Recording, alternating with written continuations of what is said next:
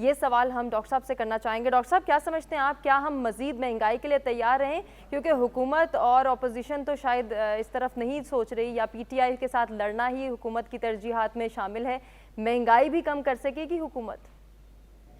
देखें, इस वक्त तो जो भी लोग हैं साहिब हैसियत, वो ये कर रहे हैं कि स्टोर ऑफ वैल्यू डॉलर को बना रहे हैं, और उसकी वजह से रुपए की कदर पे एक प्रेशर आ रहा है। इसीलिए आपने जो ब्लूमबर्ग की रिपोर्ट का भी अभी सामने रखी जी बात, जी। वो इसीलिए ये बात कह रही है। दूसरी वजह यह है कि जो इस वक्त एक्सपोर्टर है वो अपने डॉलर को होल्ड किए हुए है। वो ये समझता है कि मैं अगर इसको लेटर सेल करूंगा तो मुझे ज्यादा रुपए मिलेंगे। ठीक है। इंपोर्टर चाहता है कि हम जल्दी इंपोर्ट कर लें ताकि कम रुपए देने पड़े। हम्म। ये एक अनकंफर्टेबल पोजीशन है।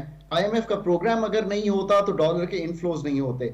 ये सब जब रुपए की कीमत को वीकन करता है तो आपकी सब चीजों की कीमतें जो हैं वो बढ़ जाती हैं, बिकॉज आप बहुत चीजें इंपोर्ट करते हैं। आप लेंटिल्स इंपोर्ट करते हैं, आप चाय इंपोर्ट करते हैं, आप पाम ऑयल इंपोर्ट करते हैं। मैं फूड आइटम्स की बात कर रहा हूं। जो ठीक। सप्लाई शॉर्टफॉल्स हैं वो भी इसी वजह से हैं कि आपके पास डॉलर्स नहीं है खरीदने को।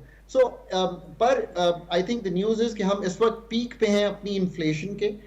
हम इस वक्त फूड इन्फ्लेशन अगर 48% है तो आई थिंक इससे बहुत ज्यादा बढ़ने की उम्मीद नहीं है। कुछ सप्लाईज बेहतर हुई हैं, कुछ जो हमारी पे इम्पैक्ट आया, जो फ्लड्स आए, वो आई थिंक अब चला गया है बीच में से।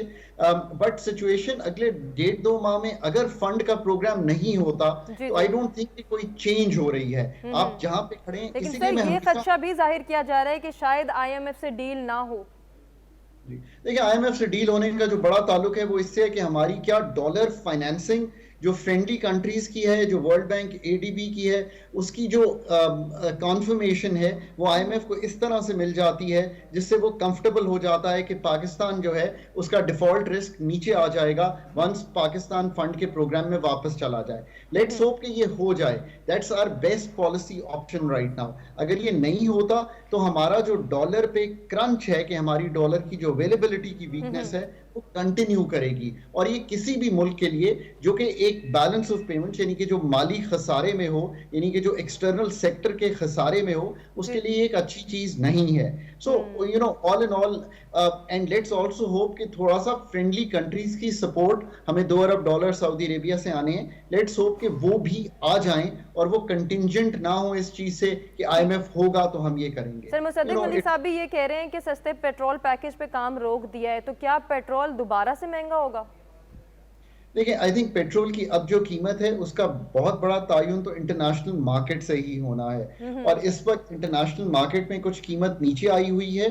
यहाँ से ज्यादा महंगा होना तो शायद ना हो, अगर रुपए की कदर बहुत गिर नहीं जाती। अगर इसी जगह रुपए की कदर रहती है तो हम जहां पे खड़े हैं, I think we can maintain this level.